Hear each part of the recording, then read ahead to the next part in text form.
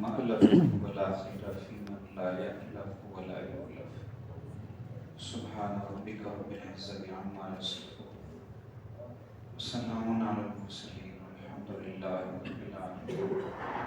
اللهم صل على سيدنا محمد وعلى آل سيدنا محمد وبارك وسلم. اللهم صل على سيدنا محمد وعلى آل سيدنا محمد وبارك وسلم. اللهم صل على سيدنا محمد وعلى آل سيدنا محمد وبارك وسلم. اللہ پاک ارشاد فرماتے ہیں کہ تم میں سے کوئی ایک بھی ایسا نہیں ہے جو جہنم کے اوپر سے نہ گزرے، یعنی پل سے رات پر نہ چلے، اسے رات پار نہ کرے۔ یہ ایک ایسا فیصلہ ہے اللہ پاک کا جو اللہ نے خود اپنے ذمے گویا فرض کر لیا۔ کانا علی ربک حتما مقضی، یعنی اللہ نے فیصلہ فرمایا ہے کہ ہر شخص پل صراط پر سے ہو کر گزرے گا اور اس فیصلے میں کوئی تبدیلی نہیں۔ پھر آگے اللہ پاک نے ارشاد فرمایا ان گزرنے والوں میں سے ہم ان لوگوں کو بچائیں گے نیچے گرنے سے، کیونکہ محبوب علیہ السلام نے فرمایا پل صراط پر سے جب جہنمی چلیں گے، جہنم میں جانا ہے تو وہ کٹ کٹ کر نیچے گرتے جائیں گے۔ تو پار کس کو کریں گے؟ جہنم میں گرنے سے سوڑ جائیں گے جو تقوی والے ہوں گے۔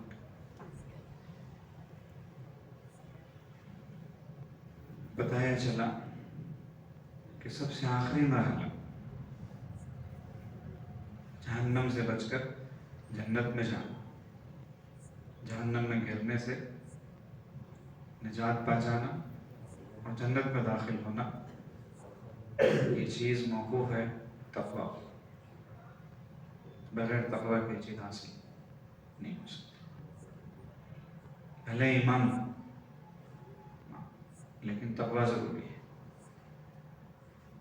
یہاں تقوی کا لفظ ہی یہ بتا رہا ہے کہ ایمان ہوگا بھی لیکن تقوی نہیں ہوگا تو وایا ہو کر جانا پڑے گا، ڈائریکٹ نہیں بھیجیں گے، براہ راست جنت میں داخلہ نہیں ہوگا بغیر تقوی کے۔ ہمارے سارے مشائخ اس چیز کی محنت کرواتے ہیں ہم لوگوں سے، جو چیز وہ چاہتے ہیں جس چیز کی طرف دعوت دیتے ہیں وہ ہمیں تقوی اختیار کریں۔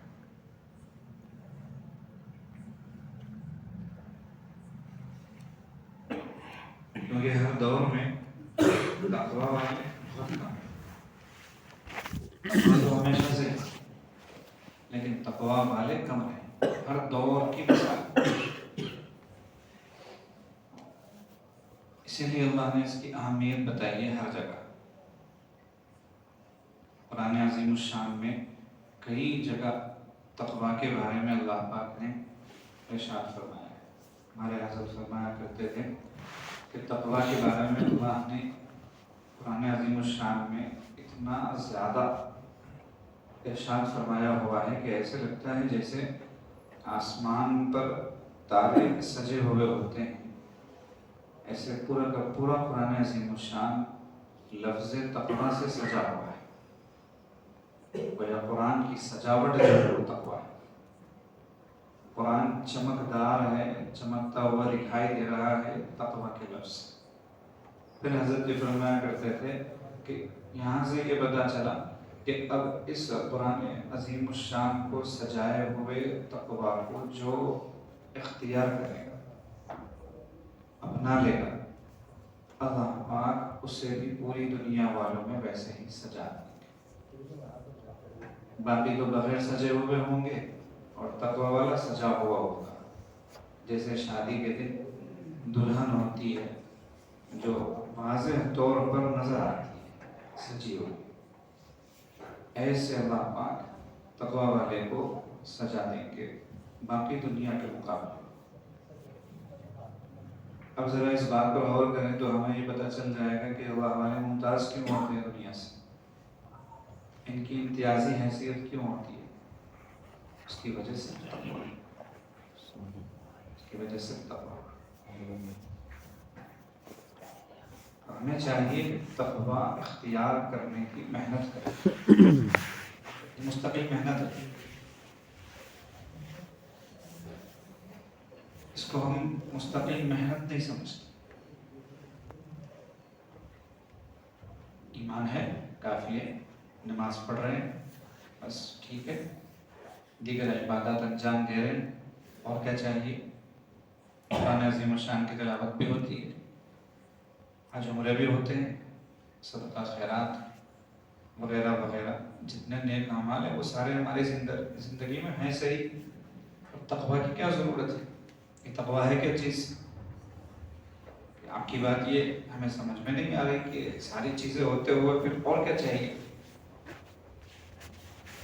ये उसी वक्त हमारे जहन में बात आती है जब हम तक़वा समझते हैं कि तक़वा है क्या। अगर समझ लें तो ये सवाल नहीं पैदा होगा।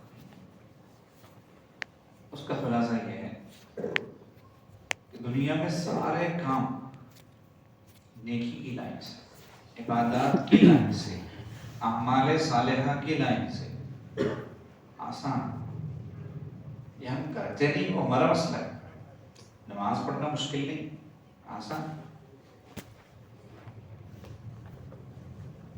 रोज़ा रखना मुश्किल नहीं, वो भी आसान। इतनी इबादत है। सिर्फ हज के बारे में ये बताया गया कि हज में मुश्किलात है, दुश्वारियाँ, लेकिन वो भी जब इंसान तय कर लेता है तो आसान हो जाती है। मगर ज़रा तक़वा इख्तियार करने के लिए कदम उठा के देखिए। हाँ, हज़रत ख्वाजा अज़ीज़ुल हसन मंसूर रहमतुल्लाह अलैह ने फरमाया, हर कदम पे राह तलब में है मुश्किल। राह तलब का मतलब अल्लाह को चाहने का रास्ता, अल्लाह की दोस्ती को पाने का रास्ता, अल्लाह की मोहब्बत हासिल करने का रास्ता। उसके बारे में फरमाते हैं, हर कदम पे है राह तलब में मुश्किल है, हर कदम पे हिम्मत मर्दाना चाहिए, मर्दों वाली हिम्मत चाहिए हर कदम पे, अगर वो चाहता है कि अल्लाह तक पहुँचे। तक़वा के बारे में ये बात अल्लाह फरमाता है, हर कोई गिने कि मुझे सिरात पड़ सके, लेकिन तक़वा वाले नहीं गिने। पता है चला बचाने वाली चीज़ तक़वा है, दुनिया में भी आखिरत में भी। दुनिया में भी वही बचेगा जो मुत्तकी होगा, और आखिरत में भी वही बचेगा जो मुत्तकी होगा। दुनिया में बचने का क्या मतलब है। दुनिया में इंसान परेशान जिस रास्ते से होता है ज़्यादातर, वो रोज़ी रोटी का रास्ता है। हम में से अक्सर की शिकायत होती है कि माश की तंगी में मुब्तला हो, रोज़ी की बेबरकती में मुब्तला हो, बेरोज़गार, मकरूज़, दुआ कर दीजिए, कोई वजीफ़ा बता दीजिए। अक्सरों के ये मर्ज़ है इस दौर में, इल्ला माशाअल्लाह, शायद ही कोई कहे कि अल्हम्दुलिल्लाह मैं बहुत अच्छा हूँ।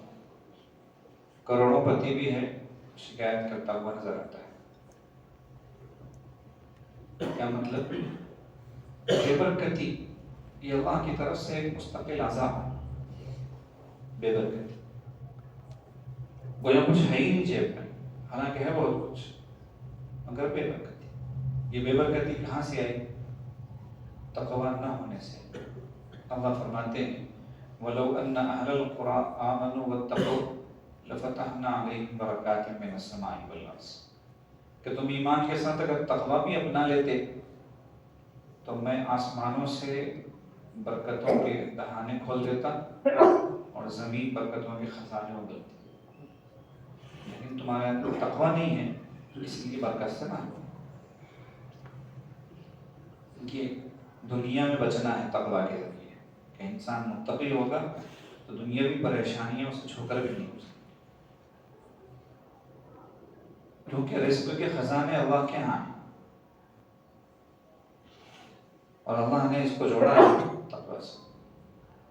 وَمَن يَتَّقِ اللَّهَ يَجْعَلْ لَهُ مَخْرَجًا وَيَرْزُقْهُ مِنْ حَيْثُ لَا يَحْتَسِبُ.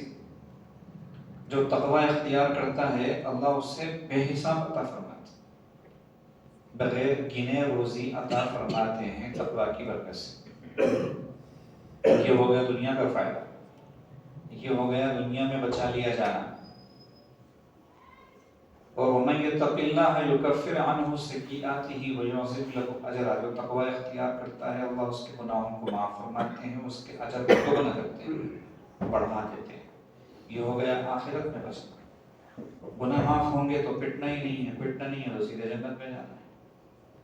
جو تقوی کی برکت سے یہ نعمت ملتی ہے، اور یہ ہے تھوڑا سا مشکل بنسبت عبادات کے، نیک اعمال کے، یہ تھوڑا سا مشکل ہے. اس لیے کہ گناہ سے بچنے میں جس قدر نفس کو تکلیف ہوتی ہے، دنیا میں کوئی عمل ایسا نہیں ہے جس کے کرنے یا نہ کرنے سے اتنی تکلیف ہوتی ہے. آپ آزما کے دیکھیں، اتنی آسانی سے انسان گناہوں سے بچ سکتا ہے. اور پھر اگر بچ بھی جاتا ہے تو ایک سے بچتا ہے دوسرے میں پھنس جاتا ہے، دو سے بچتا ہے تیسرے میں پھنس جاتا ہے، آج بچتا ہے کل پھنس جاتا ہے، 2-3 دن بچتا ہے چوتھے دن پھنس جاتا ہے. چنانچہ کتنے لوگ جو بیعت ہوتے ہیں اپنے اپنے مشائخ سے، ان کی یہی شکایت ہوتی ہے کہ استقامت کے ساتھ چل نہیں پاتا ہوں. چند دن اچھے سے گزرتے ہیں، پھر اس کے بعد مسئلہ بن جاتا ہے.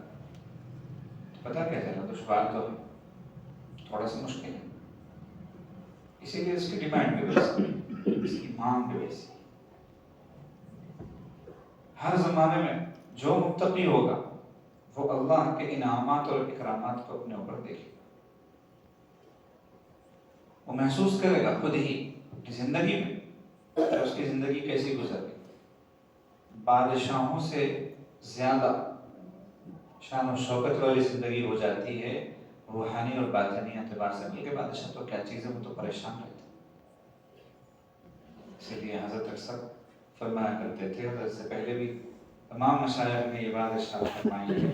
گویا مشائخ کی دنیا کا متفقہ فیصلہ ہے کہ اگر بادشاہ نے وقت کو پتہ چل جائے کہ اللہ والوں کے دلوں میں کس قدر سکون ہوتا ہے، تو اپنے لاؤ لشکر کو، فوج کو، سب کو لے کر ان پہ چڑھائی کر دیں کہ ہم بادشاہ وقت ہوتے ہوئے اتنے پریشان ہیں، تمہیں اتنے پرسکون کیسے.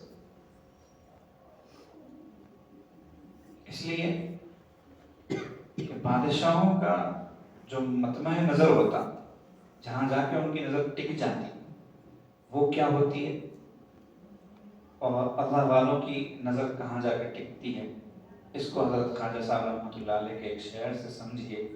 فرماتے ہیں سمجھتے ہیں اہل ممالک تو یہ بادشاہت والے ملکوں والے سمجھتے ہیں اہل ممالک تو یہ کہ بس بادشاہت بڑی چیز، بادشاہت مل گئی بات بن گئی، میں یہاں کا بادشاہ بن جاؤں تو وہاں کا بادشاہ بن جائے. پچھلے دور میں جو راجہ مہاراجہ بادشاہ وغیرہ ہوا کرتے تھے، ان کی لڑائیاں صرف سیٹ کی ہوا کرتی تھی، مذہب سے کوئی تعلق نہیں ہوتا تھا. مذہبی لڑائیاں کسی بادشاہ نے نہیں لڑی پیچھے، ساری لڑائیاں سیٹ کی تھی، عہدوں کی تھی. سیدھی یہ باپ بیٹے کو مار دیتا، بیٹا باپ کو مار دیتا، بھائی بھائی کا قتل کر دیتا. ان کے یہاں سیٹ اصل چیز تھی. سمجھتے ہیں اہل ممالک تو یہ کہ بس بادشاہت بڑی چیز ہے، مگر جو ہے اہل نظر اہل دل وہ کہتے ہیں چاہت بڑی چیز ہے. چاہت، اس کی چاہت، اللہ کی چاہت. اللہ یجتبی الیہ من یشاء، یہ چاہت کہ اللہ جس کو چاہتے ہیں اپنے لیے چن لیتے ہیں. ان کی نظر میں صرف بادشاہت ہوتی ہے، اس لیے سکون نہیں ہوتا. ان کی نظر میں اللہ کی چاہت ہوتی ہے، اور اللہ کا یہ معاملہ ہے کہ جو جیسا راستہ اختیار کرتا ہے اللہ اس کے لیے وہ چیز آسان ہے.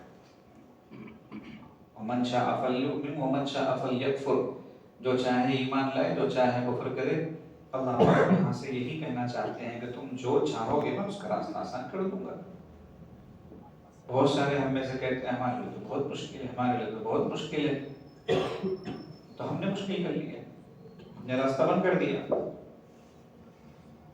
ایک سنت اگر بتائی جائے کہ بھئی اس پہ عمل کر لو، ٹخنوں سے اپنے شلوار تہبند اونچے رکھا کرو، نیچے مت رکھو، کہ اس کی وعید آئی ہے تو ہماری جان نکل جاتی ہے، کیوں؟ اس لیے کہ ہمارے نزدیک مشکل ہے۔ اسی کو حضرت خواجہ صاحب رحمۃ اللہ علیہ نے فرمایا، جو آسان سمجھو تو آسانیاں ہیں، جو دشوار کر لو تو دشواریاں ہیں۔ ٹخنوں سے نیچے پائنچے لٹکانا ایسی سخت وعید ہے کہ نبی علیہ السلام نے ارشاد فرمایا، ٹخنوں سے نیچے جو حصہ کپڑوں کے ذریعے ڈھکا ہوگا وہ جہنم میں جائے گا۔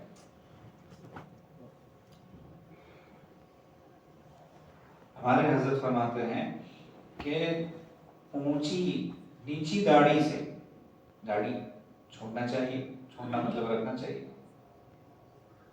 نیچی داڑھی سے اونچے ٹخنوں کی تاکید زیادہ ہے۔ ہم نے داڑھی کے بارے میں تو سنا ہے، لیکن ٹخنوں کے بارے میں کبھی سنا ہے؟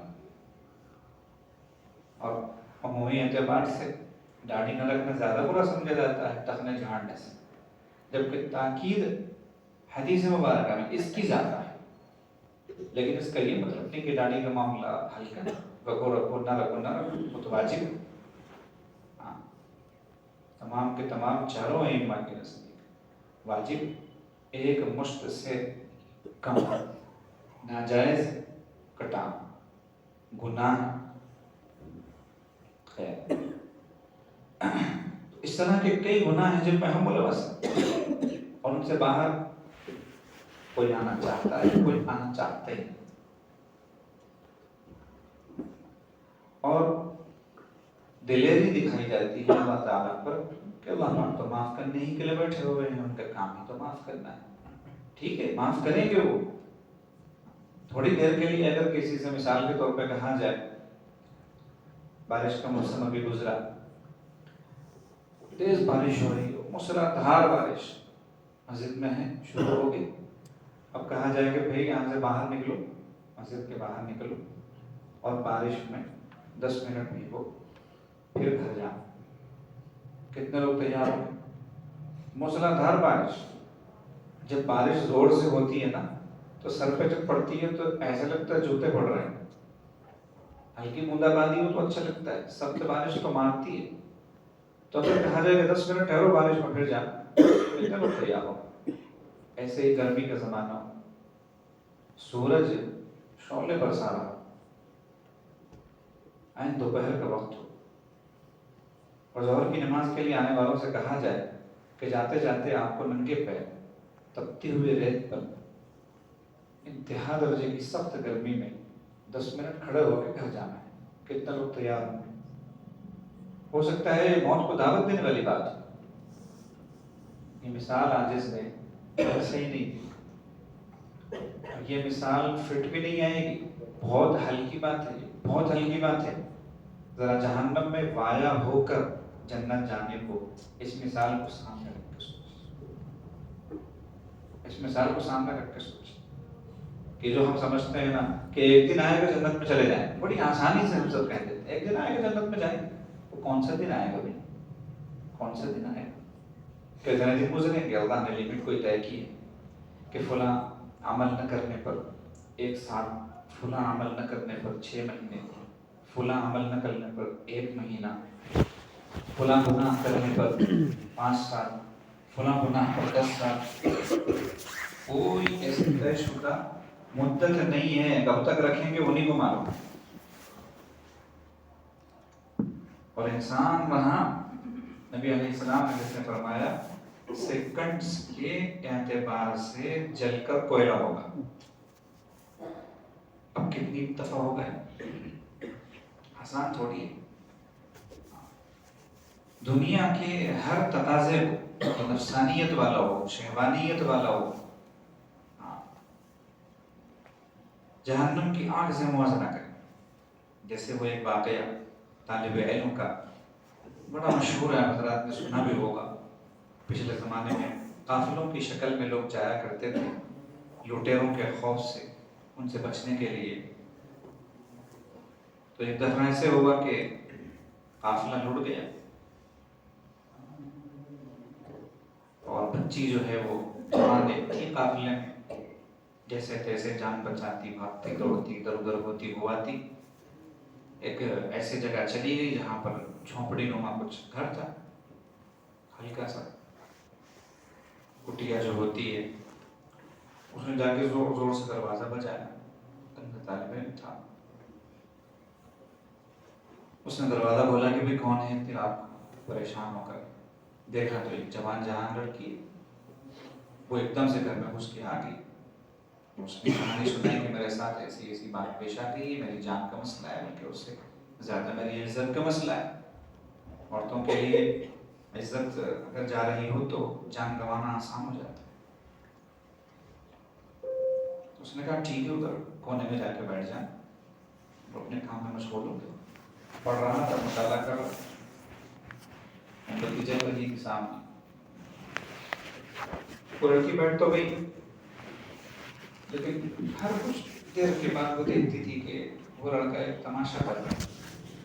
وہ تماشا یہ تھا کہ اپنی انگلی ایسے لیتا اور جو موم بتی سے آگ نکل رہی تھی ہلکی سی رائنا اس میں ڈالتا، پھر نکالتا، پھر کچھ دیر گزرتی پھر ڈالتا، پھر نکالتا۔ وہ حیران کہ یہ ہو کیا رہا ہے، کیا ماجرا ہے؟ صبح ہو گئی، اس لڑکے نے کہا کہ اب چلی جاؤ، اب دشمنوں سے امن ہو گیا ہے، وہ اپنے گھر کا راستہ رو، اب یہاں رہنے کا کوئی مسئلہ نہیں بنتا۔ اس نے کہا کہ میں اس وقت تک نہیں جاؤں گی جب تک رات والی بات آپ بتانا تھے کہ کیا کر رہے تھے۔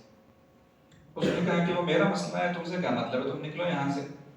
خیر وہ ٹلی نہیں وہاں سے، تو اس نے کہا کہ دیکھو میں بھی جوان العمر ہوں، تم بھی جوان العمر ہو، نفس کا بہکانا بھٹکانا لازمی چیز ہے، تو رات کا وقت تھا، تنہائی تھی، وہاں بیٹھی تھی، نفس اپنی نفسانی حرکتیں وہ کر رہا تھا، تو میں اس جلتی ہوئی آگ میں انگلی کا پور ڈال کر نفس سے خطاب کر کے کہہ رہا تھا کہ یہ گرمی برداشت ہو رہی ہے، یہ تکلیف برداشت ہو رہی ہے، تو اندر سے آواز آ رہی تھی کہ نہیں یہ تو برداشت نہیں ہوگی، ظاہر سی بات ہے، آگ میں انگلی ڈالے اور نکالے، ڈالے اور نکالے، ایسے لگے گا دل جل رہا ہے۔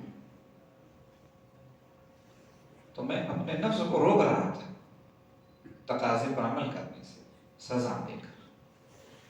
اس نے کہا اچھا چلیے، اللہ کی جان بڑے گھرانے کی تھی، اس کے لیے رشتے وغیرہ دیکھے جا رہے تھے، اس نے جا کے ماں سے سنایا کہ اگر آپ لوگوں کو مجھے کہیں نکاح کر کے دینا ہے تو میری نظر میں ایک جگہ ہے وہاں دینا، اس کے سوا کہیں نہیں۔ اور پھر اس نے اسی لڑکے کی بات کی کہ جو ایسا ہو وہی ساتھی بنائے جانے کے قابل ہے، بقیہ کے بارے میں کوئی بھروسہ نہیں۔ نیکی تقویٰ ہمیشہ انسان کو کام دیتی، ایسا نہیں کہ اللہ پاک ضائع فرماتے ہیں، اللہ پاک ضائع نہیں فرماتے، نیکی تقویٰ والی زندگی ہی انسان کے کام آتی ہے، باقی نفسانیت والی زندگی کا کوئی فائدہ نہیں۔ کب تک آدمی عمر کے اعتبار سے کچھ حرکتیں کرے نا تو لوگ پھر بھی برداشت کر لیتے ہیں، ذرا داڑھی میں سفید بال آ جائے اور وہی حرکت کرے نوجوان چھوکرے والی تو لوگ کیا کہیں گے، بھوکنا بھی پسند نہیں کریں گے۔ اپنے چہرے کو تو دیکھ لے آئینے میں، اپنی عمر کا تو خیال کر لے، یہ اور وہ اور یہ ہزاروں تانے دیں گے، ذلت ہی ذلت ہے، تقویٰ میں سراسر عزت ہے۔ ہمارے حضرت فرمایا کرتے تھے کہ دیکھو دنیا میں ہر شخص نا تین چیزیں بہت چاہتا ہے۔ نمبر ایک یہ کہ اسے عزت ملے، کیا ملے؟ عزت ملے۔ آپ میں سے کوئی ہے، آپ اٹھا کے بتائیں میں ذلیل ہونا چاہتا ہوں، میری خواہش ہے کہ مجھے ذلت ملے۔ بچہ بھی نہیں کہے گا، بچے کو بھی پتا ہے عزت کیا چیز ہوتی ہے، ذلت کیا چیز ہوتی ہے۔ دوسری بات یہ فرماتے تھے کہ ہر شخص یہ چاہتا ہے کہ اسے لوگ ایکسپٹ کریں، اس کی بات سنی جائے، اس کی بات مانی جائے، اس کو مقام دیا جائے، وہ کچھ بولے تو لوگ کہیں کہ ہاں ٹھیک ہے بہت اچھا کہا آپ نے، ہم مان لیتے ہیں آپ کی بات۔ ایکسپٹینس، قبولیت، یہ چاہتا ہے۔ تیسری چیز جو ہر انسان چاہتا ہے کہ اس سے محبت کی جائے، اسے پسند کیا جائے، اسے چاہا جائے، ہر انسان چاہتا ہے۔ اور یہاں رک کر یہ بات بھی سن لیں کہ ان ساری چیزوں کے تعلق سے انسان یہ نہیں سوچتا کہ سامنے والا بھی یہ چاہ رہا ہے، بس اپنے بارے میں سوچتا ہے کہ میں یہ چاہتا ہوں، اور سامنے والے سے اس کو کوئی مطلب نہیں ہوتا، حالانکہ ہر شخص یہ چاہ رہا ہے۔ آپ کو عزت چاہیے، عزت دیجیے۔ دنیا کے قاعدے قانون کے اعتبار سے گیو ریسپیکٹ ٹیک ریسپیکٹ، آپ عزت دیجیے، عزت لیجیے۔ ہر ایک چاہتا ہے کہ مجھے ایکسیپٹنس ملے، آپ سامنے والے کو بھی سراہیے، اس کی بات قبول کیجیے، اس کی رائے لیجیے، اس کو اہمیت دیجیے۔ آپ چاہتے ہیں کہ آپ سے محبت کی جائے، آپ کو اپنایا جائے، آپ سامنے والے کو اپنائیں۔ لیکن ہم یہ نہیں کرتے، ہم صرف اپنے لیے یہ سب چاہتے ہیں، دوسرے کے لیے یہ نہیں چاہتے۔ ظاہر سی بات ہے کہ جب ہم میں سے ہر ایک اپنے لیے چاہے گا، دوسرے کے لیے نہیں چاہے گا، تو سامنے والا بھی میرے بارے میں نہیں چاہے گا، تو پھر آپس میں انتشار ہوگا، مسائل ہوں گے، اختلاف ہوں گے۔ بہرحال یہ تین چیزیں اہم ہوتی ہیں جو ہر انسان چاہتا ہے۔ حضرت فرماتے ہیں اب ذرا قرآن عظیم الشان کھولیے، آپ کو قرآن بتائے گا کہ یہ تین چیزیں کہاں سے ملتی ہیں۔ چنانچہ اللہ نے پہلی بات ارشاد فرمائی ان اکرمکم عند اللہ اتقاکم، بلا شبہ تم میں سب سے زیادہ قابل عزت، سب سے زیادہ یعنی جس کی انتہا درجہ عزت کی جائے، اس سے آگے نہیں عزت کا درجہ، عزت کے جتنے مقامات ہوں گے، مرتبے ہوں گے، ان میں سب سے اعلیٰ درجے کی عزت دی جائے تو وہ کس کو دیں گے؟ اللہ تعالیٰ اتقاکم، جو تم میں سب سے زیادہ متقی ہوگا، سب سے زیادہ متقی ہوگا۔ تقوی کی حقیقت، اس کے حصول کا طریقہ ہم بیان کے آخر میں بتا دیں گے انشاءاللہ، جب تک سنیے کہ تقوی ہے کتنا ضروری۔ تو سب سے زیادہ جو متقی ہوگا، اللہ فرماتے ہیں کہ سب سے زیادہ عزت اسے میں دوں گا۔ جب اللہ عزت دینے آ جائیں گے، عزت دینے پر آ جائیں گے، اور وہ جب یہ کہہ رہے ہیں کہ عند اللہ، اللہ کی نظر میں، دنیا تمہیں نہ سمجھے، دنیا والوں سے کیا لینا دینا، وہ تو قبر میں لٹا کے مٹی ڈال کے جانے والی بے وفا مخلوق ہے، اس کا کیا سوچ رہے ہو؟ میرا سوچو، عند اللہ، اللہ کے نزدیک کون عزت والا ہے؟ تقوی۔ دوسری بات یہ ارشاد فرمائے کہ قبولیت وہ چاہیے، انما یتقبل اللہ من المتقین، اللہ قبول فرماتے ہیں تقوی والوں سے، یعنی اللہ کے پاس اگر ایکسیپٹنس ہوگا بندے کی کسی بھی عمل کا، کسی بھی کوشش کا، کسی بھی ایفرٹ کا، تو وہ صرف اسی سے تقوی والا، تقوی نہیں تو اللہ رد کرتے، رد کرتے۔ چنانچہ اس کی ایک موٹی مثال نبی علیہ السلام نے فرمایا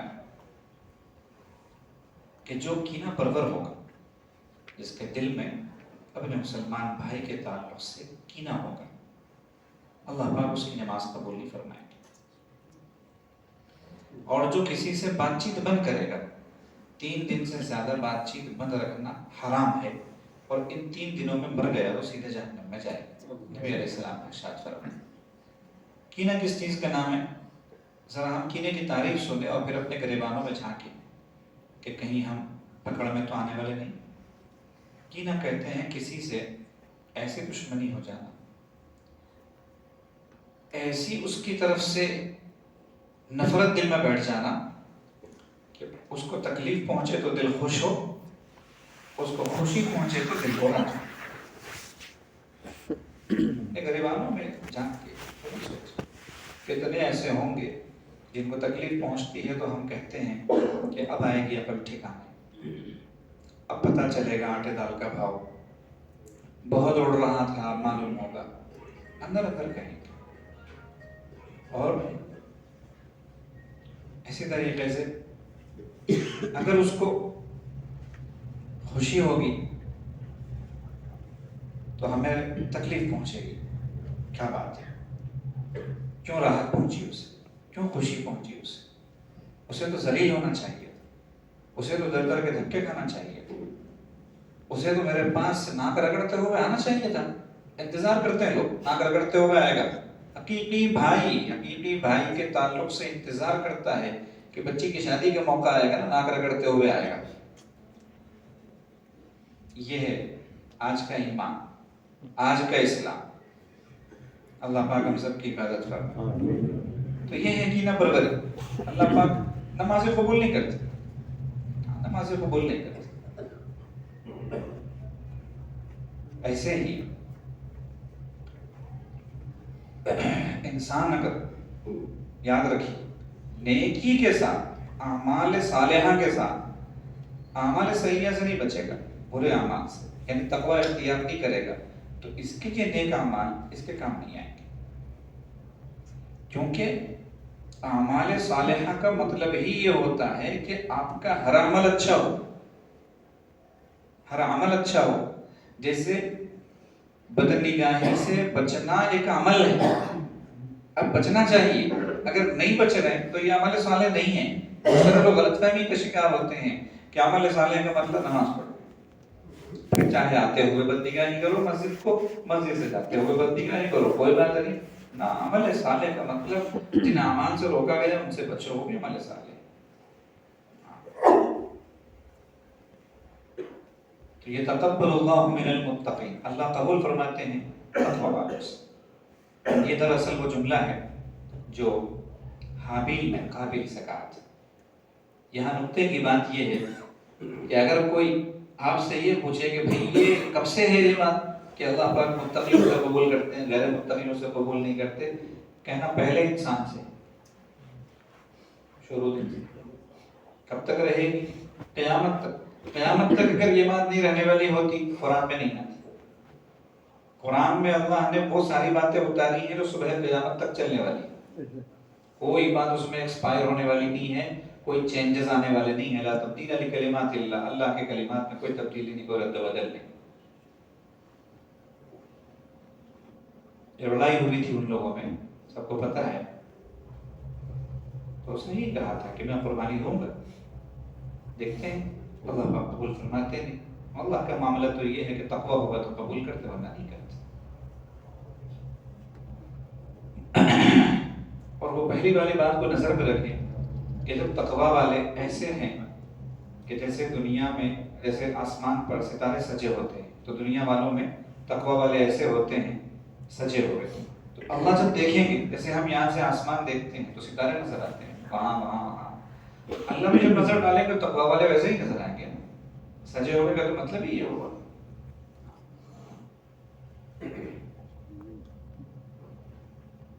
تو یہ تو قبولیت ہوگی. دوسری چیز، تیسری چیز جو انسان چاہتا ہے کہ ہر انسان مجھے چاہے، مجھے پسند کرے، محبوبیت. اس کے بارے میں اللہ نے قرآن عظیم الشان میں ارشاد فرمایا ان اللہ یحب المتقین. بے شک اللہ پاک متقیوں سے محبت فرماتے ہیں. اللہ خود ہی محبت فرماتے ہیں.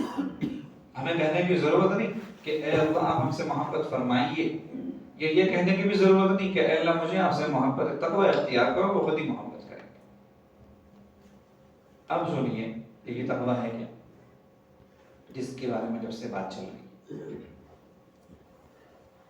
حضرت موسیٰ علیہ السلام نے اللہ سے پوچھا تھا کہ اے اللہ آپ تک آنے کا شارٹ کٹ بتائیے، راستہ تو بہت دور. سمجھانے کے لیے عاجز کہہ رہا ہے، جبکہ اللہ پاک تو نحن اقرب الیہ من حبل الورید، انسان کی شہرت سے زیادہ قریب ہوتے ہیں. لیکن ایک عام فہم تصور جو ہے اوپر ساتوں آسمانوں کے، اس کو سامنے رکھ کے سوچئے کہ زیادہ سے زیادہ بہت دور جانے والے جہاز بھی 40,000 فٹ تک اڑتے ہیں، اس سے اوپر نہیں جاتے. اور 40,000 تک بھی آپ جا کے زیادہ سے زیادہ بادلوں میں گھس کے نکل رہے ہیں. اور بادل تو آسمان سے کوسوں دور نیچے، آسمان تو بہت ہے. ایک جگہ ایسی آتی ہے زمین و آسمان کے درمیان میں، اگر وہاں تک کوئی آدمی پہنچ گئے تو واپس ہی نہیں آئے گا، نہ اوپر جائے گا نہ نیچے. اس کو اسپیس کہتے ہیں، خلا کہتے ہیں. پتہ نہیں کتنے مرحلے ہیں اوپر جانے کے لیے.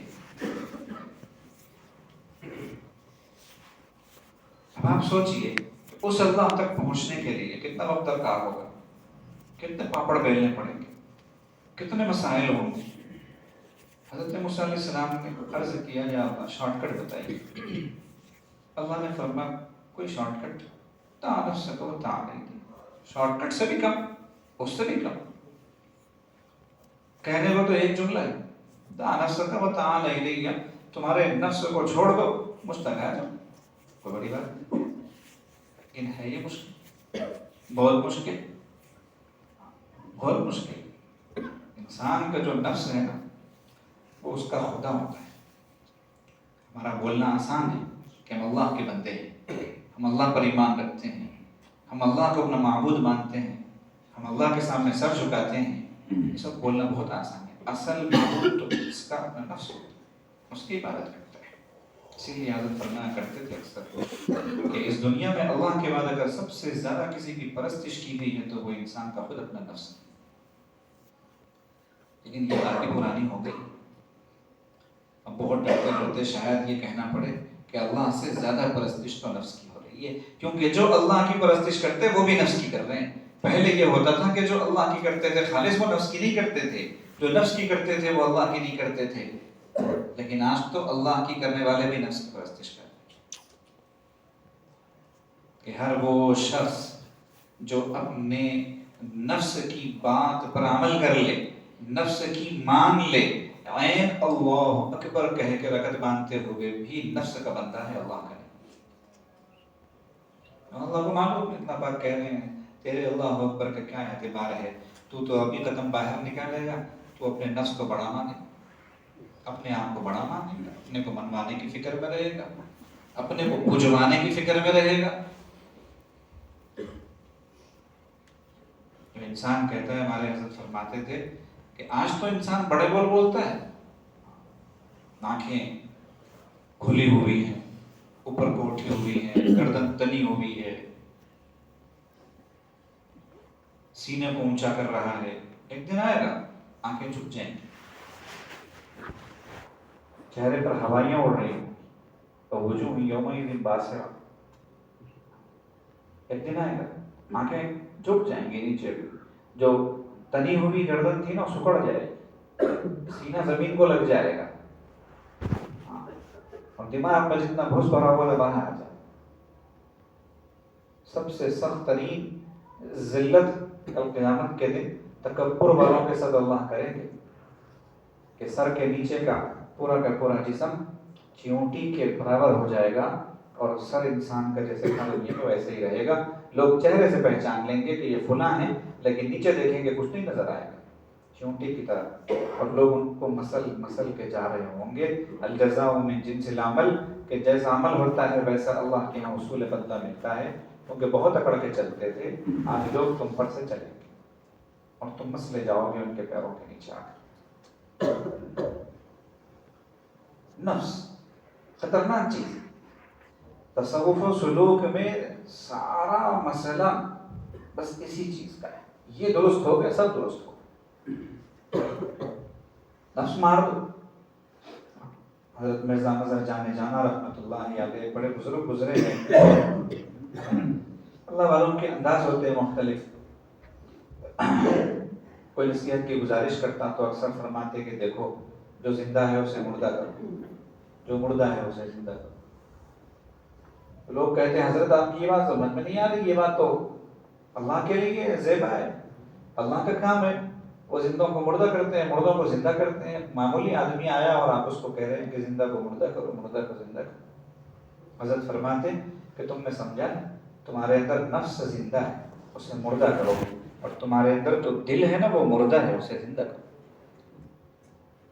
دل مردہ کو دل نہیں بولتے، ڈیڈ باڈی کو انسان کا نام دیتے ہیں. کہ حضرت تشریف فرما ہے، فلاں صاحب بیٹھے ہوئے ہیں، لیٹے ہوئے ہیں، یہ کہتے ہیں کہ مسجد رکھی ہوئی ہے، ڈیڈ باڈی رکھی ہوئی ہے. روح نکل گئی، انسان ختم. دل مردہ بھی ایسے ہی ہے، دل مردہ دل نہیں.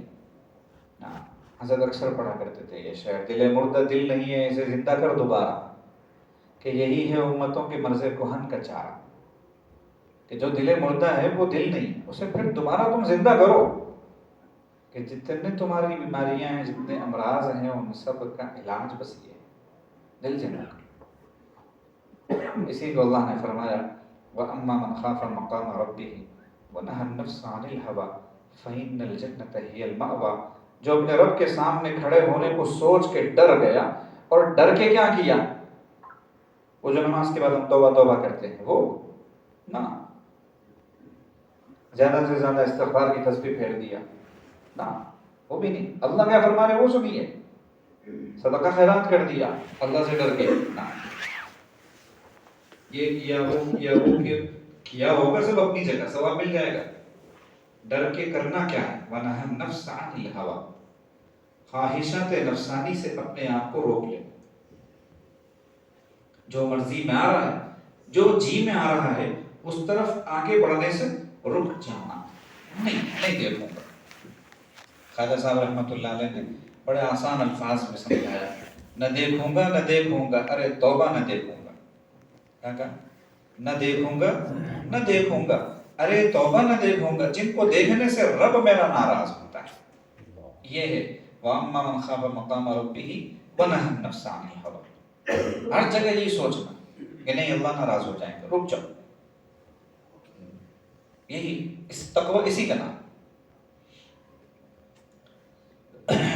حضرت نے تقوی کی بڑی جامع تعریف فرمائی ہے، ایک بزرگ کے حوالے سے حضرت فرماتے تھے کہ دیکھو تقوی یہ ہے کہ کل قیامت کے دن خدا کے سامنے کوئی تمہارا کالر پکڑنے والا نہ آ جائے،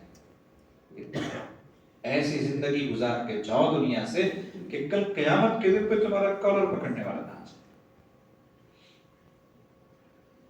حضرت کے شعر فرمایا کرتے تھے تقوی نام ہے ہر اس رکاوٹ کو ایسے پار کر کے آگے بڑھ جانا، عبور کر کے آگے بڑھ جانا، قدم ایسے اٹھا کے ڈال کر تو تمہارے اور اللہ کے درمیان میں رکاوٹ، تم کو اللہ سے دور کر اس پر پیر رکھو آگے بڑھ جاؤ۔ اعلیٰ درجہ تقویٰ کا وہاں تک تو ہم سوچ بھی نہیں سکتے۔ حضرت فرماتے تھے تقویٰ کا اعلیٰ درجہ یہ ہے کہ اگر تھوڑی دیر کے لیے کسی سے کہا جائے کہ بھائی اب یہ ہونے جا رہا ہے کہ تمہاری جتنی تمنائیں ہیں، آرزویں ہیں، جو کچھ تم سوچتے ہو، جن کا تم تصور کرتے ہو رات کی تنہائیوں میں، دن کے اجالوں میں، کھیلے میں، مجمع میں، وہ ساری جو ہے اللہ پاک ایک جسم کی شکل دے رہے ہیں ان کو، اور ایک دشت میں سجا رہے ہیں، اور وہ پورے مجمع میں پھرایا جانے والے ہیں۔ تو اندر سے تم کہو کہ مجھے کوئی پرواہ نہیں، کوئی شرمندگی نہیں، میں اتنا الحمدللہ پاک ہوں اس معاملے میں کہ میری کوئی سوچ بھی ایسی ویسی نہیں ہے، تو تم متقی۔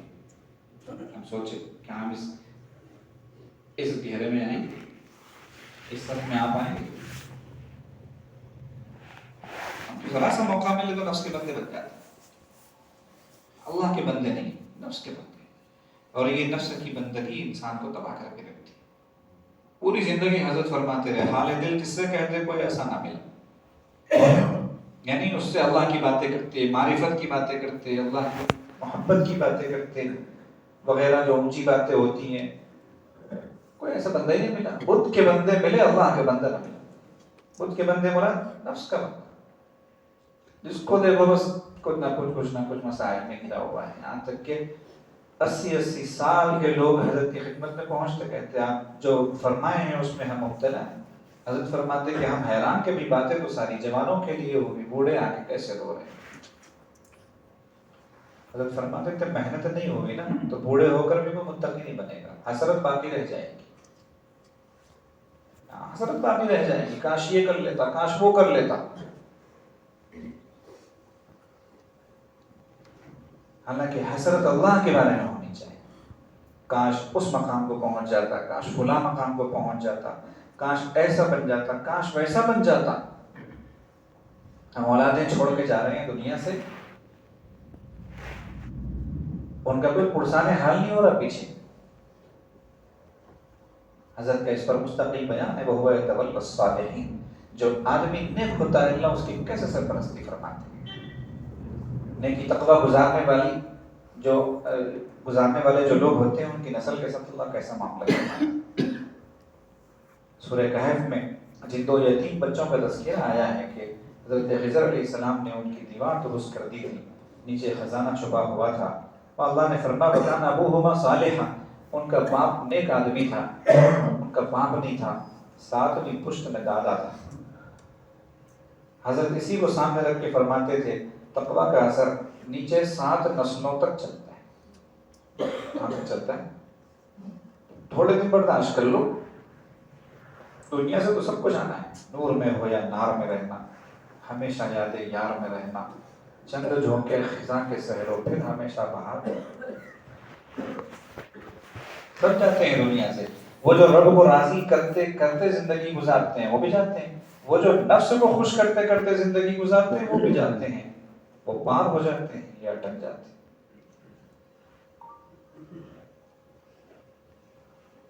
حضرت عمر بن عبدالعزیز رحمۃ اللہ علیہ نے کچھ نہیں چھوڑا پیچھے۔ جب لوگوں نے حیرت کی، پریشانی کا اظہار کیا تو فرمانے لگے کہ بھئی اگر وہ نیک ہوں گے تو اللہ خود ہی انہیں سامان لے کر، نیک نہیں میری بلا سے، میں کیوں گنہگاروں کے لیے، فاسقوں اور فاجروں کے لیے دنیا گزارنے کا انتظام کر کے جاؤں۔ اور حضرت عمر بن عبدالعزیز رحمۃ اللہ علیہ کے تقویٰ کی کیسی برکت ہوئی، حضرت اکثر سنایا کرتے تھے 11 بیٹے ایک وقت آیا، 11 صوبوں کے گورنر، اللہ نے بے تحاشا نوازا۔ حضرت عمر بن عبدالعزیز رحمۃ اللہ علیہ کو ان سے بھی جانتے۔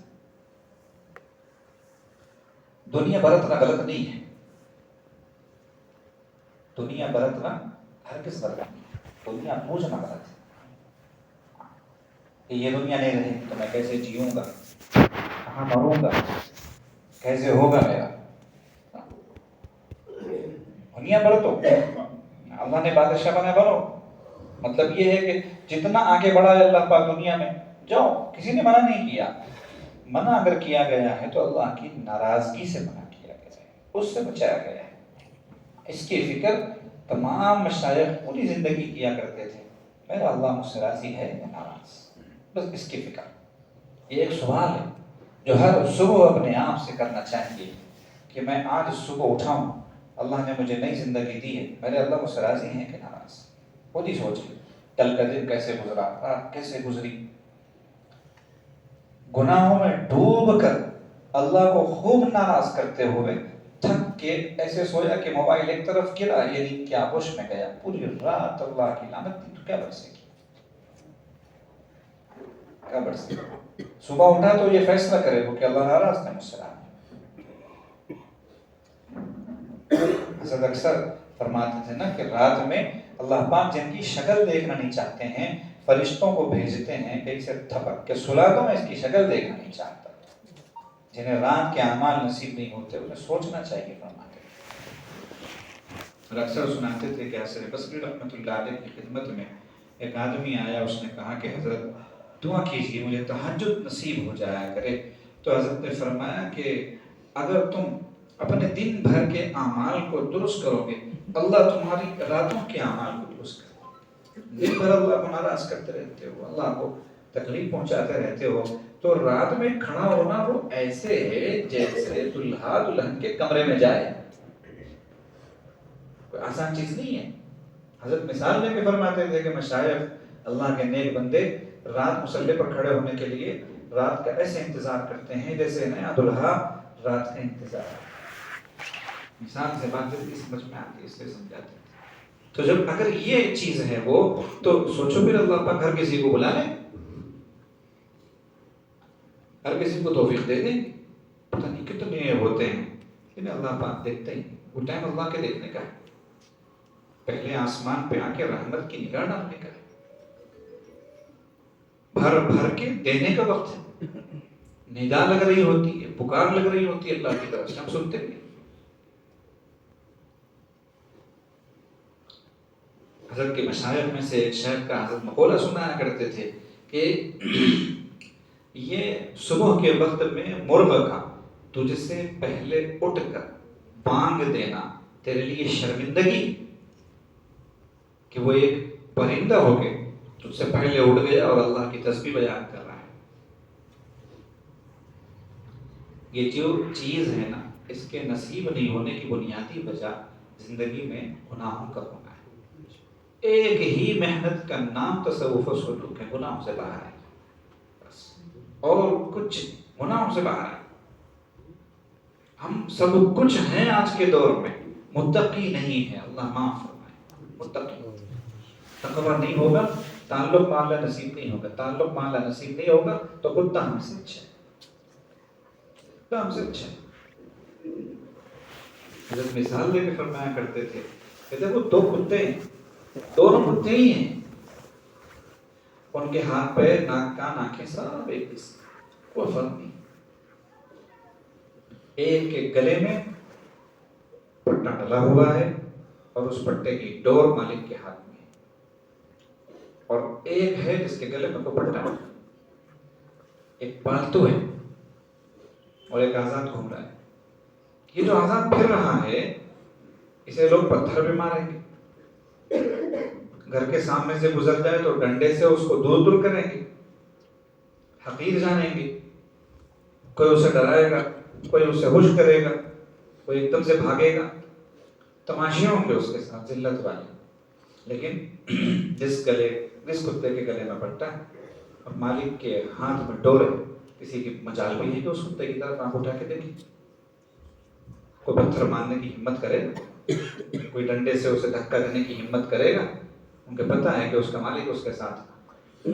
حضرت یہ مثال دے کر ارشاد فرماتے تھے کہ جتنے اللہ کے نیک بندے ہیں، اولیاء ہیں، مشائخ ہیں، ان کی مثال یہی ہے کہ انہوں نے اپنے مالک کا دیا ہوا پٹا گلے میں ڈالا ہوا ہے اور ڈور اللہ کے ہاتھ میں تھما دی، اور باقی جتنے ہم ہیں وہ آزاد گھوم رہے ہیں۔ اسی لیے ہماری زندگی الگ ہے، ان کی زندگی الگ ہے۔ ہم سمجھتے ہیں وہ کسی اور دنیا کے ہیں، کوئی اور مخلوق ہیں، حالانکہ ہمارے ہی طرح ہیں، ہم ہی میں سے ہیں، کوئی فرق نہیں ہے، کوئی فرق نہیں ہے، ہم ہی میں سے ہیں۔ بار بار عاجز کہتا ہے کہ انبیاء علیہم السلام جب انہی میں سے، من انفسہم منہم، اللہ فرما رہے ہیں، انہی میں سے نکالیں گے، انہی میں سے اٹھائیں گے، تو کیا اولیاء انبیاء سے اوپر ہوتے ہیں کہ آسمان سے ہیں یا الگ مٹی سے بنائے ہیں؟ وہ تو بہت نیچے ہیں انبیاء سے، تو وہ بھی انہی میں سے ہوتے ہیں۔ پھر کیا مشکل ہے؟ بس مشکل یہ ہے کہ جو آسان سمجھو تو آسانیاں ہیں، جو دشوار کر لو دشوار، یہاں پہ چھوڑ دیا کہ ہمارے بس کی بات نہیں۔ دعائیں کروائیں گے، ہم کریں گے نہیں، کیوں نہیں کریں گے صاحب؟ معلوم ہے اپنی اوقات، ہم دعا کیا کریں گے، ہماری دعا کون سے قبول ہوگی؟ تو پھر کیا اللہ تعالیٰ نہ کرے کہ دوسروں کی سن لے؟ یہ تو بڑی عجیب بات ہوگی۔ حضرت محی السنہ مولانا شاہ عبد الرحمن صاحب رحمۃ اللہ علیہ اس کی مثال دے کے اکثر فرماتے تھے کہ ایک باپ ہے، اس کے 4 بچے ہیں، اس کی دکان ہے، کاروبار ہے، 4 بچوں کو اپنے ساتھ رکھا ہوا ہے۔ اب ان میں سے ایک بچہ چوری کرنے لگا، آئے دن پیسے نکالنے لگا حلے میں سے، پتہ چل گیا، اس کو شروع میں نظر انداز کیا، جب معاملہ حد سے بڑھا تو نکال لیا اس کو دکان سے، باقی 3 تو ہیں دکان پہ، ایک کو نکال لیا۔ اب جب اس کو نکالا، رات کے گھر گیا تو بیوی یعنی بچے کی ماں نے سفارش کی کہ آپ رکھ لیجیے دوبارہ۔ صبح ہوئی تو خود اس کی ماں نے یعنی بچے کی دادی نے سفارش کی، دادا نے سفارش کی، نانیال کو پتہ چلا، نانا نانی نے سفارش کی، ماں نے سفارش کی۔ حضرت فرماتے تو پورا گھر سفارش کر رہا۔ ایک قریبی دوست آئے، انہوں نے دکان پہ جا کے ان صاحب سے کہا کہ یار عجیب بات ہے، تمہارے بڑے بھی سفارش کر رہے بھائی، یا اللہ والے ہمارے بڑے ہی ہوتے ہیں، تمہارے بڑے بھی تمہاری سفارش کر رہے ہیں تم سے بچے کے تعلق سے، تم ایسے کیسے پتھر دل ہوگا، اس کو لے ہی نہیں، دکان پہ لینے کا نام ہی نہیں۔ اس نے کہا کہ یار تم بھی نہیں سمجھ سکے معاملہ، بھائی وہ میرا خون ہے، میں باپ ہوں اس کا، میری اولاد ہے، میں اسے کیا بھٹکنے چھوڑوں گا، تباہ ہونے برباد ہونے؟ میں صرف اس انتظار میں ہوں کہ وہ ایک بار آ کے کہے کہ ابو مجھ سے غلطی ہو گئی، مجھے معاف کر دیجیے، میں رکھ لوں گا۔ وہ آنے کا نام ہی نہیں لے گا، اس کی سفارش کبھی یہ کرے، کبھی وہ کرے، کبھی فلاں کرے، کبھی فلاں کرے، وہ کہاں گیا؟ میں تو اس کے انتظار میں ہوں، اللہ آپ کے انتظار میں۔ اللہ وہ ذات ہے، اللہ کی اگر یہ تعریف کی جائے نا تو 100% صحیح ہوگی۔ اللہ وہ ذات ہے جو اپنے بندے کو کبھی مایوس دیکھنا نہیں چاہتی، اسی لیے اللہ نے فرمایا لا تیأسوا من روح اللہ، اللہ کی رحمت سے مایوس مت ہونا۔ تم میرے ہونا تو مایوس کیوں ہوتے؟ مایوس ہونا ان کا کام ہے جو میرے نہیں ہے، دوسرے ہیں، مجھے مانتے نہیں، مجھے پہچانتے نہیں، مجھے اللہ کہہ کے انہوں نے کبھی بلایا نہیں، وہ مایوس ہوں، تم کیوں مایوس ہوتے؟ سب سے زیادہ خوشی اللہ کو اس وقت ہوتی ہے جب ان سے دور ہوا بندہ ان کی طرف پلٹ کے آتا ہے. سب سے زیادہ خوشی اسی وقت ہوتی ہے، سب سے زیادہ خوشی. آج وقت ہے ہمارے پاس، کل وقت نہیں ہوگا. عقل مند وہ ہے، سب سے زیادہ عقل مند کس کو فرمایا نبی علیہ الصلوۃ والسلام نے؟ وہ کل آنے سے پہلے آج ادھر جائے، اس کو عقل مند بتایا، اس کو عقل مند بتایا. تو اس کا مطلب یہ ہے کہ فرمان نبوی صلی اللہ علیہ وسلم کی روشنی میں ہم سب بے وقوف ہیں، کیونکہ ہم میں سے کسی کو اس کل کا خیال نہیں، سب کو آج کا خیال. اور آج کی چکر میں پتہ نہیں کتنے کل ضائع ہو گئے، پتہ نہیں کتنے کل ضائع ہو. آج کی فکر کیجئے، آج کو سدھار لیجئے، کل کو بنانا ان کی ذمہ داری ہے جو کل کے خالق ہیں. توبہ ہے. 3 چیزیں ہیں جن میں کوئی تاخیر کی گنجائش نہیں، ان میں سے توبہ ہے. عجلوا بالتوبہ قبل الموت، موت سے پہلے پہلے توبہ کے ساتھ عجلت کرو، یعنی توبہ کرو. توبہ کس کو کہتے ہیں؟ وہ بڑا کام تھوڑی. اللہ نے اس امت پہ آسانیاں پیدا فرمائی. اگر وہ یہ کہہ دیتے کہ توبہ کا یہ مطلب ہے کہ 1000 مرتبہ اٹھ بیٹھ کرو، کر پاتے؟ کم سے کم سزا 100 مرتبہ کرو. بوڑھے ہو جوان ہو جیسے ہو تیسے ہو، 100 بار جب تک اٹھک بیٹھک نہیں کرو گے توبہ قبول نہیں ہوگی. ہم کہاں جاتے؟ توبہ اتنی آسان ہے، اتنی آسان ہے، اتنی آسان ہے. کتنی آسان ہے؟ اتنی آسان ہے جتنی موسیٰ علیہ السلام کی اس امتی نے کی تھی. یاد ہے واقعہ جس کی وجہ سے بارش نہیں برس رہی تھی، قحط کی وجہ سے موسیٰ علیہ السلام پوری قوم کو لے کے دعا کرنے کے لیے میدان میں جمع ہو گئے تھے، اور اللہ نے وحی نازل کی تھی کہ موسیٰ تمہاری جماعت میں ایک ایسا آدمی ہے جس کی وجہ سے بارش نہیں ہو رہی، اس سے کہو کہ وہ چلا جائے، میں بارش برساؤں. یہ واقعہ تو آپ نے سینکڑوں دفعہ سنا ہوگا، لیکن کیا اس نقطے پر غور کیا کہ وہ پیارے اللہ اس ایک کو بھی جو ان سے دور تھا، گویا ان سے وہ ناراض تھا، اسے بھی اپنے سے دور دیکھنا پسند نہیں کر رہے تھے، دراصل اس کو قریب کرنا چاہ رہے تھے. بہانہ بنا دیا کہ اس سے بولو کہ وہ چلا جائے. یہ نہیں کہ بھگانا مقصود تھا، بھگانا مقصود نہیں تھا، بلانا مقصود تھا، راستے بنائے اس کے لیے. اب جب اس کو پتا چلا کہ یار میرے تو شامت آ گئی، میں جب تک جاؤں گا نہیں میرا کام نہیں بنے گا، دل میں اس کی تار جوڑی اللہ سے. اتنا آسان ہے اللہ کو منا. حضرت اکثر ایک شعر پڑھا کرتے تھے کہ ایک سجدہ محبت 2 آنسوں کے قطرے، زیادہ نہیں، ایک سجدہ محبت 2 آنسوں کے قطرے. کتنا آسان ہے تو اس کو منانا. یار کبھی کیا ہم نے سجدہ محبت؟ ہم تو کوے کی ٹھونگ والے سجدے کرتے ہیں. نبی علیہ السلام نے ارشاد فرمایا کہ ہم سجدے ایسے کرتے ہیں کانما یذکر نقرۃ الغراب، کوا ٹھونگ مار رہا پانی پینے کے لیے، دیکھے وہ کیسے ٹھونگ مارتا، وہ سجدے ہمارے. سبحان ربی الاعلی ایسے کہنے کی توفیق نہیں ہوتی. جتنی دیر میں ہمارے مشائخ 1 مرتبہ سبحان ربی الاعلی کہتے ہیں، ہم 5 دفعہ کہتے ہیں. ہمیں پتہ ہی نہیں کہ یہ سبحان کا مطلب کیا ہے، یہ ربی کیا ہے، یہ الاعلی کیا ہے.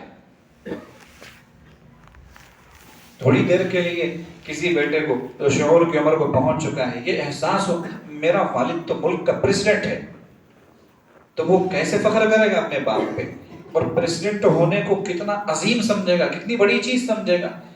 کم از کم اتنا خیال آتا ہمیں اپنے پروردگار کے بارے میں کہ وہ میرا رب دنیا کا پریزیڈنٹ ہے اللہ، کم سے کم اتنا خیال نہیں آتا. سبحان ربی الاعلی کہتے ہوئے بلکہ یوں کہنا چاہیے اس سے آگے بڑھ کر اس کی جگہ کبھی سبحان ربی العظیم. کیوں؟ اس لیے کہ فکر یہ ہے کہ ابھی نماز کے بعد جا کے پیسے کیسے کماؤں گا، تو پھر سبحان ربی الاعلی کا مطلب ہی کیا ہوا. اتنے دور اللہ سے، اتنے دور، دوری کی حد ہو گئی. دل میں تار جوڑے، زیادہ کچھ کرنا نہیں ہے. دل میں شرمندگی ہو، آئندہ گناہ نہ کرنے کا عزم ہو، پچھلے پر پچھتاوا ہو، بس ہوگی تو وہی توبہ، زبان سے کہنے کی بھی ضرورت نہیں۔ اللہ ستار العیوب ہے، ایسے ڈھانپ لیتے ہیں۔ اس بیچارے نے یہی کیا تھا، دل میں تار چھوڑی تھی، ہاتھ بھی نہیں اٹھایا وہ کہ لوگ سوچے کہ میں دعا کر رہا، دل میں بارش برس گئی۔ اللہ نے فرمایا جس کی وجہ سے روکی تھی اسی کی وجہ سے وجہ، کہ اللہ اب تو بول دو نا کون تھا وہ، اتنا مقرب ہو گیا آپ کا۔ تو عجیب جواب دیا اللہ نے کہ موسیٰ جب وہ میرا نہیں تھا تو میں نے ظاہر نہیں کیا، اب میرا ہو گیا، میں عیب کھولوں؟ ایسے اللہ کا نیک آدمی راستے سے گزر رہا تھا، ایک نوجوان ساتھ ہو لیا، تھوڑی دیر کے بعد ان نیک صاحب نے دیکھا کہ بادل سایہ کیا ہوا ہے۔ آج کل ہم جو نیک ہیں نا، ہم لوگوں کے لیے بالکل فٹ ہونے والی مثال ہے۔ ذرا سا تسبیح ہاتھ میں آ جائے، ذرا سا داڑھی رکھ لیں، ذرا سا اس طرح کا حلیہ اختیار کر لیں، ذرا سا کسی خانقاہ میں جانے والے بن جائیں، ذرا سا تبلیغ سے جڑ جائیں، ذرا کسی مولانا سے ہاتھ ملانا شروع کر دیں تو اپنے کو ایسے ہی سمجھتے ہیں جو ابھی آپ جس کہنے جا رہے ہیں۔ تو اس نے سوچا کہ یہ بادل میری وجہ سے، چونکہ میں نیک ہوں، یہ تو ہے میرا گزرا گناہ گار۔ مجھ سے پوچھا کہاں جا رہے، کدھر جا رہے، بات چیت ہوگی۔ تھوڑی دور جانے کے بعد وہ نوجوان کا راستہ دائیں طرف کو آیا، ان صاحب کو جانا تھا سیدھے، جیسے ہی وہ نوجوان دائیں مڑا تو وہ بادل ادھر مڑ گیا۔ اب یہ نیک صاحب پریشان ہو گئے کہ یہ کیا ماجرا ہے، میں تو سمجھ رہا تھا کہ بادل میری وجہ سے چل رہا ہے، یہ تو ادھر چلا گیا۔ جب اس سے پوچھا کہ بتا کیا بات ہے، اس نے کہا میں توبہ کی نیت سے نکلا۔ کیا کہا اس نے؟ وہ کوئی بڑا اللہ والا نہیں تھا، اس نے کہا میں توبہ کی نیت سے نکلا، مجھے توبہ کرنا ہے بس، اس لیے جا رہا ہوں۔ اللہ نے اس کے ساتھ بادل ساتھ کر دیا۔ اتنے رحیم اللہ ہے، ابھی چلنا شروع بھی نہیں کیا، کام کرنا شروع ہو جاتا ہے۔ 100 لوگوں کا قاتل، بخاری شریف میں روایت ہے، ادھر ادھر نہیں، 100 لوگوں کا قاتل۔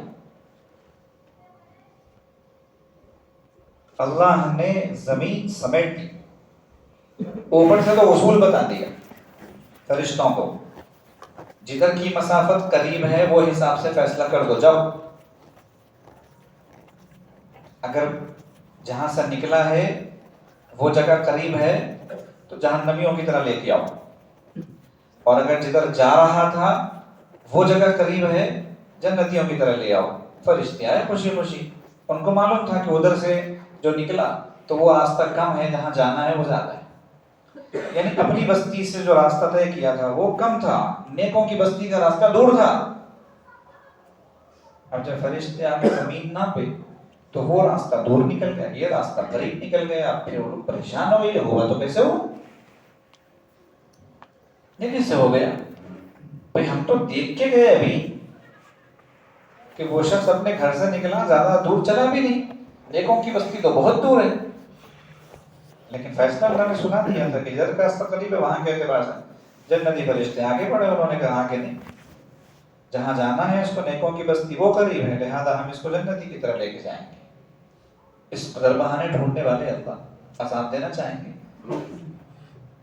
عذاب دینا چاہیں گے۔ ان تعذبهم فإنهم عبادك وإن تغفر لهم فإنك أنت العزيز الحكيم۔ اگر آپ عذاب دیں تو آپ کے بندے ہیں، اور اگر بخش دیں تو آپ کی صفت یہ ہے، ہماری صفت یہ ہے کہ ہم گناہوں کی طرف خوب جانے والے، اور اللہ کی صفت یہ ہے کہ وہ مغفرت کی طرف خوب جانے والے۔